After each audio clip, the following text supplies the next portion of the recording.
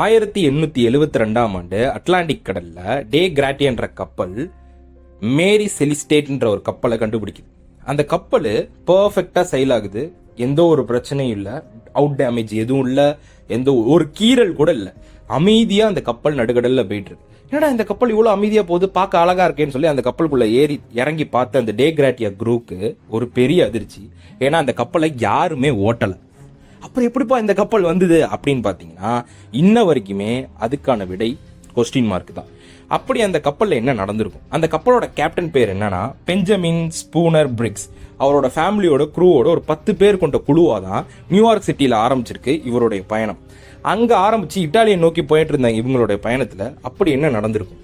ஏன்னா அந்த கப்பல்ல ஃபுட் அன்டச்சடா இருக்கு, கார்கோ சேஃபா இருக்கு, பர்சனலா கூட எந்த ஒரு த்ரெட்டுங்க இல்ல. அவரோட லாஸ்ட் லாக், அவர் கேப்டனா இருந்திருப்பார்ல, அவருடைய லாக்ல கூட ஏதாவது ரிப்போர்ட் பண்ணிருக்காரா, எங்களுக்கு இந்த மாதிரி த்ரெட் இருக்கு, அந்த மாதிரி எந்த பிரச்சனையும் இல்லை.